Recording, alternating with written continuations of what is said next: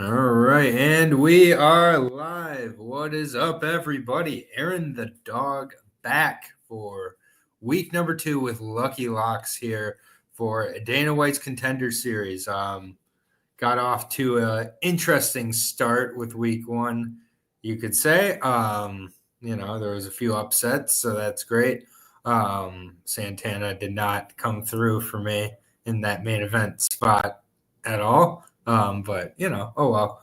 Lucky Locks always comes through for me. How you doing today?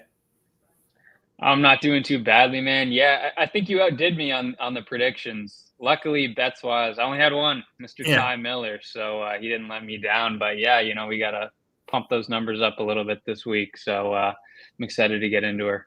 absolutely, absolutely. Yeah, it was a weird card for sure. Ty Miller did look pretty good.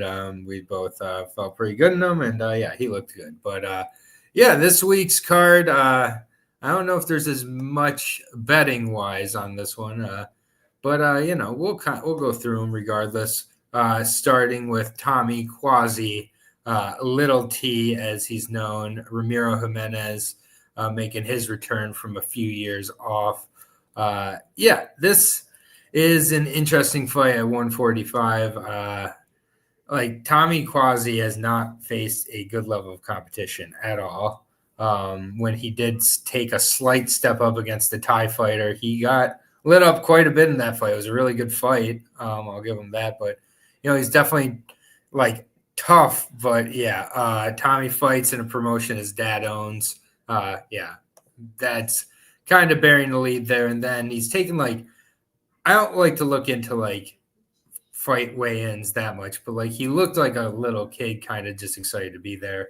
Also, but Jimenez hasn't fought in a couple years. He was fighting a decent level of competition over with Combate Globo, and he looks like he's the real deal. I haven't seen him in a few years, so I don't really like that. Tommy's going to go in there and be aggressive. He's probably going to get killed, but it's kill or be killed, I feel like, here for him.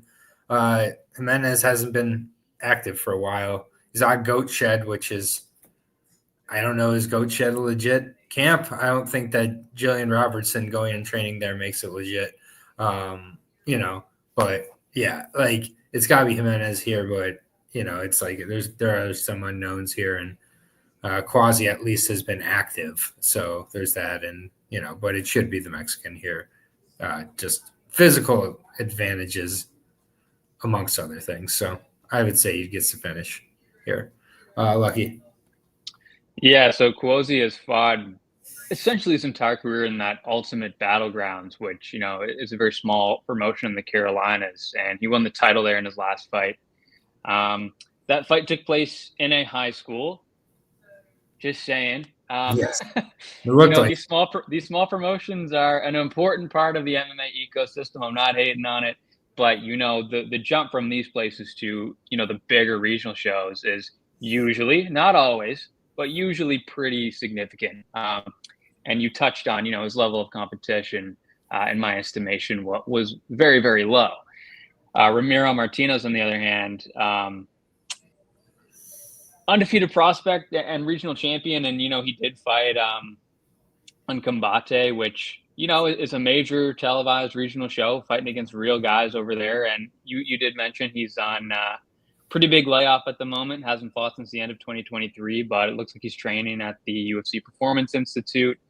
And if he does somehow manage to lose here, I think it probably manifests itself in an early finish. And he's never been finished before, right? Obviously, since he's undefeated. He has been knocked down before, I believe, but he hasn't been stopped. So, if you told me beforehand that Martinez was not going to get finished, I mean, I think I'd feel pretty comfortable on his side. I feel pretty comfortable on his side as it is. So, yeah, just looking at this matchup before looking into any footage or any type of specifics, I was like, I think we're going to be going with the fighter out of Mexico here. And then after looking into it, I feel the same way. So we're going to line up on this one. Yeah, no, I mean it is what it is. I feel like all things considered, the prices that you're getting in 2025 MMA, this is not that bad. It's under minus 400, which on this card is hard to do. Sadly, I feel like he's going to Yeah, I mean, neither guy's been finished though. So, Tommy also, Lil T has never been finished as well. So you got to prove it to both here. But yeah, we're both on the Mexican minus 355. The under 1.5 at minus 150. I'm a little surprised there, though, but we shall see. All right. Moving on to the next fight, heavyweight slop fest coming up here. Josh, the incredible Hulk Hokett. He's at all of his fights under the bright lights, either Bellator, LFA, and they've all been against below average, putting it lightly. I mean, none of the guys seem like they know how to stop a takedown. Guilherme Uriel here of the Lucas Camacho fight in LFA, which is a good old-fashioned slobber knocker there if you want to go back and watch that fight. That's kind of all Uriel knows how to do. He's a pure Muay Thai striker. Yeah, if he ends up getting this fight to stay on the feet, yeah, that'd be great. I just don't think that's going to last much longer than the main event from this past Saturday. So, okay, should be able to get it down, keep it down. Probably gets his back and makes him quit with some ground and pound here. So I'll take Josh Hokett here. But, I mean, he's a minus almost 500 favorite. And if he can't get the takedown, that line will look flipped. So, I mean, this is an LFA fight in the Contender Series. Also his toughest opponent, which is very sad that Uriel is by far his toughest opponent. So. Yeah, you're totally right about that. First thing, I think I accidentally called Jimenez Martinez in the last breakdown. I was watching Mana Martinez on Fury yesterday. My apologies. R.I.P. I am aware of what his real name is. A little slip of the tongue there by accident.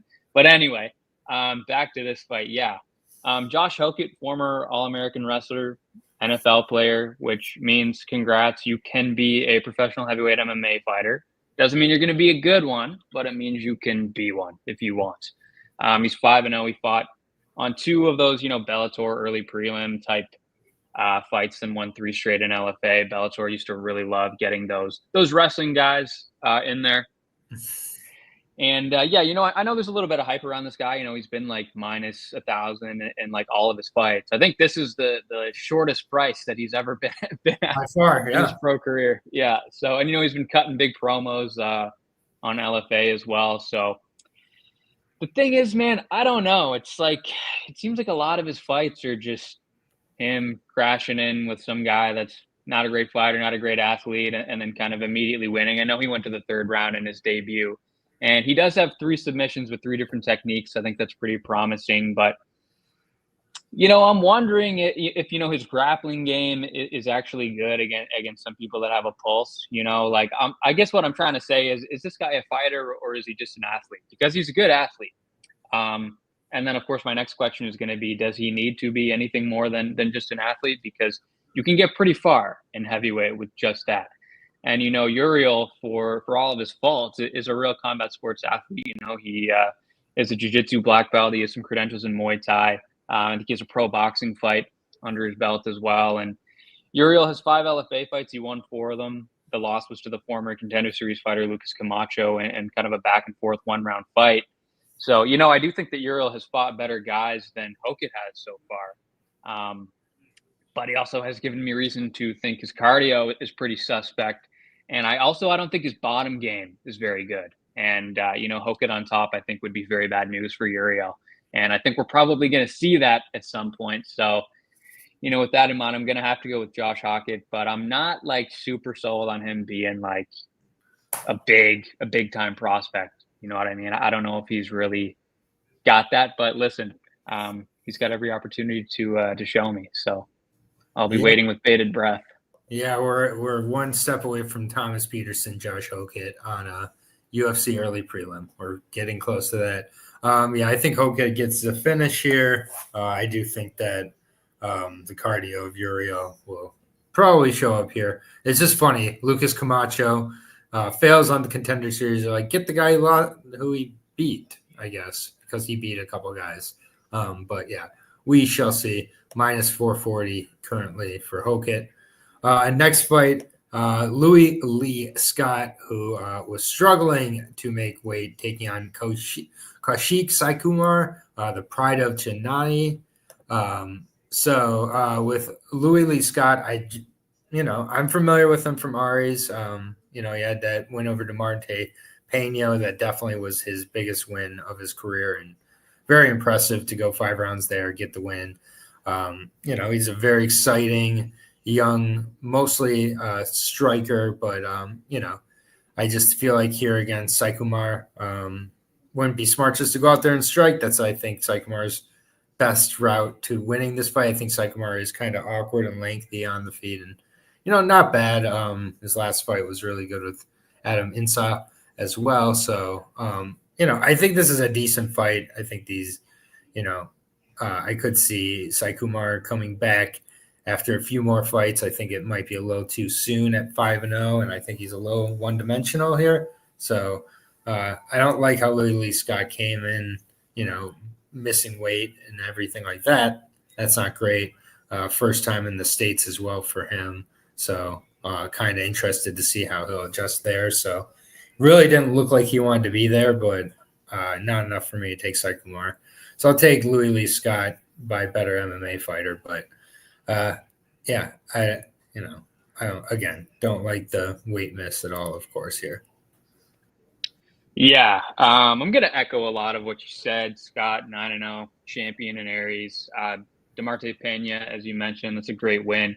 And his last win is a good win too. Benate, supposed to be a pretty good prospect. I think he was undefeated with all finishes coming into that fight. And Louis Lee Scott started his career in Cage Steel, not Cage Warriors. So sometimes it's kind of hard to get a read on how good these guys are when they aren't in Cage Warriors, because obviously the level of competition isn't quite as high, and they fight guys that you're not familiar with, right? You don't have that measuring stick that you get, because there's a pretty standard stable of fighters that they have in Cage Warriors that like, this guy's pretty good at this thing, this guy's pretty good at this thing, and you kind of can get a feel for how good some of these guys are depending on how they do in those matchups. So Scott, kind of hard to tell coming up, but then he went on and won on PFL Europe. It was kind of against a bit of a random, but went on the Anthony Pettis promotion and won the belt in Aries, won another fight over a good opponent on Aries, and got to show his level. So yeah, I think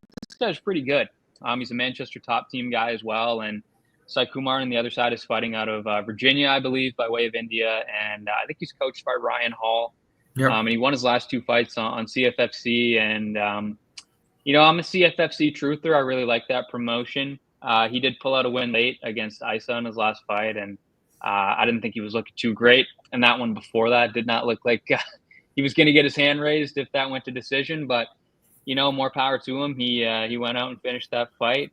Throw some head kicks, has some all right striking, but I'm going to agree with you. I think it's a little bit too much too soon for him now at 5-0. I just think Louis Lee Scott, is cleaner and more developed and just a better MMA fighter, as you said. So I'm also going to come down on that side.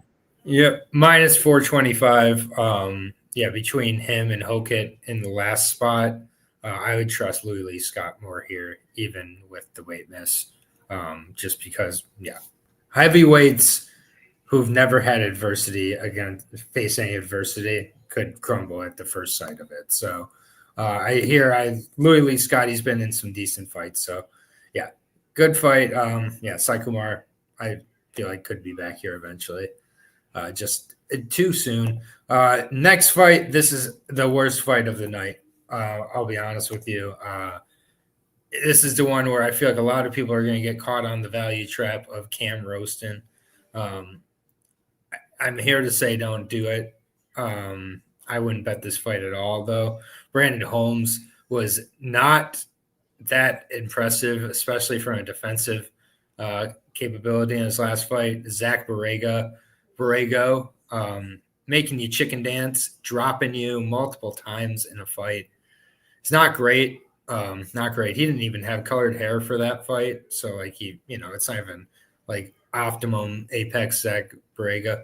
Brandon Holmes, kind of just a standard pressure boxer, pretty straight with his shots. He's not anything too special. Cam Roston, though, there's just nothing much to him here other than that. Like, I guess he's the better MMA fighter. He's tall, as well as Stubborn Mick pointed out. He's been here before. He's got almost triple the amount of fights.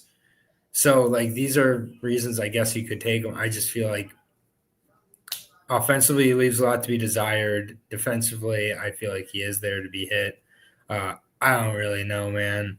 I get why people are going Cam Roston because he has a plus money, but I'm going to go with Brandon Holmes by KO. No money.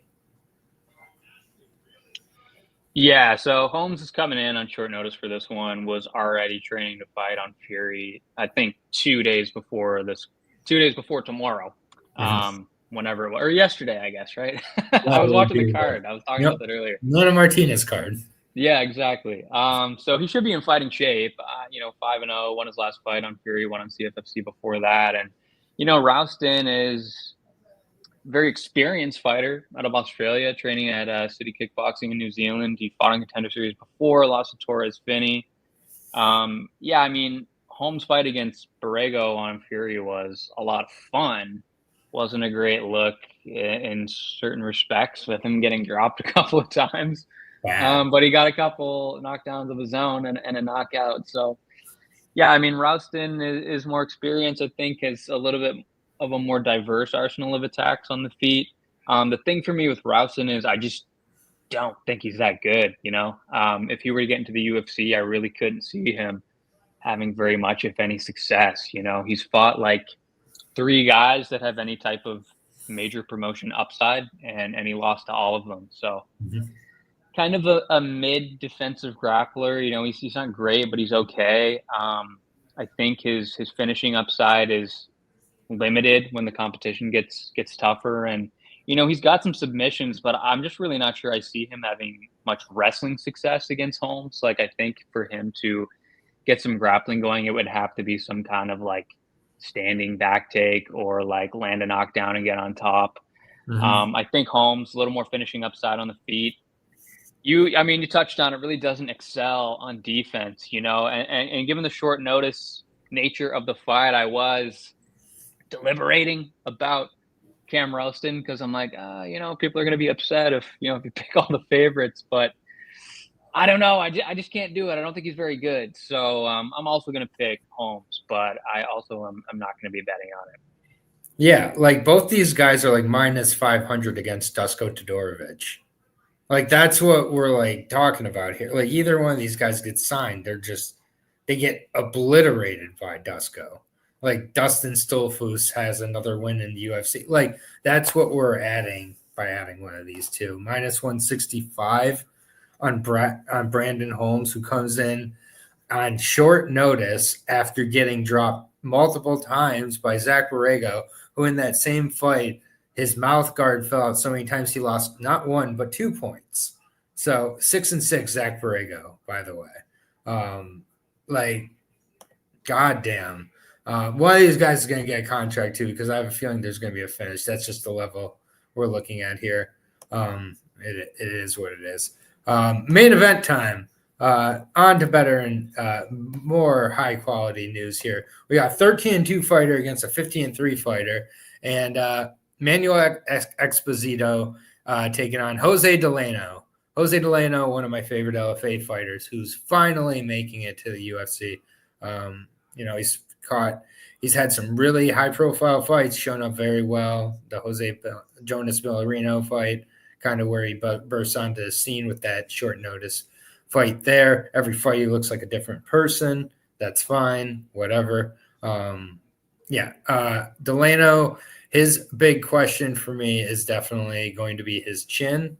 That is not going to be an issue here with Manuel Exposito, who Manuel looks very, very small. Like he really does. I don't know if he's just not cutting any weight. If he could get down to 135, just from a frame perspective, he's definitely not the biggest 145er ever. I think he's a very tough guy. I think he's got a really good gas tank as well. I think those are spots where eventually maybe he could catch an over aggressive Jose Delano as the fight goes, maybe. Jose does cut much more weight at some point. I wonder if he's going to be able to stay at 145, but either way, I'm not picking against Delano here. I think he's going to walk down Manuel Esposito and put him away, I think, early, too. First round knockout, hopefully. Minus 400 favorite, I think that's probably correct, but it's Esposito's, no joke, especially if it can get to the ground. He's very experienced there, so it's got to be Jose Delano, though. Yeah, Esposito was fought in a few different promotions. He was champion in demo fight in Brazil at 22, and then 4 fights later, still at age 22, became champion in Samurai Fight House in Argentina. Then he went to Combate. He lost both of his fights there. Now coming into this fight, he's won 3 straight on Ultimate Warrior Challenge and on Budo Sento. And Delano was champion Chuto Brazil, then came to LFA, and kind of the rest is history. He had a great run in LFA in the cage. He had an awful run on the scale. Right. He debuted in a title fight against Jonas Villarino, missed weight. Right. Next fight was for the title again against Michael Stack. Won again, missed weight again. So he won 2 title fights without ever actually getting the title, which was a shame, but also, you got to make the weight, especially when they give you a second chance like that. So then after that, they just stopped giving him the title shot. And he hasn't missed weight since, of course. Right. But yeah, 6-1 in LFA. The loss coming to Gabriel Santos, who's won 2 straight in the UFC, and took Lerone Murphy to a split decision that a lot of people thought he won. I mean, listen, I'm not going to waste people's time here. I think you broke it down pretty well. I don't think, a lot of times people come in the Contender Series and, they're facing the toughest opponent that they've faced. I do not think that is the case for Jose Delano here. I think, this is a guy that he should be able to deal with without a ton of trouble. So I'm joining you on the Jose Delano side. Doesn't take a genius looking at the betting line. Yeah, exactly. Jose Delano is a guy who I feel like he needs to get a finish here to get the contract. That's the problem. I feel like he's in a spot here where, it's just like you need to finish this guy to get a contract. A dominant decision's not going to do it. Otherwise, we're going to have to see him again later in the season here. But, yeah, I just feel like overall this is kind of a straightforward card. I believe I win all favorites with this card. And it is what it is. Of the underdogs, like everybody else, Cam Roston would be the underdog I would go with, but I'm not going to force it here on this card. I think it's pretty chalky this week for the Contender Series, and hopefully we get 5 of fights to their completion. Sorry about Santana last week. Whoops. But yeah, any thoughts on this card? Any bets that you got, Lucky? Oh, I seriously doubt I'll be betting on this. It's not a great card, to be honest. I hope the fights are exciting. I think there's potential for them to be exciting, but there aren't really that many prospects on here that I'm super excited about. I think maybe Hockett is the real deal. I hope that he is. That would be cool. We always need more heavyweights. Jose Delano is a very good fighter.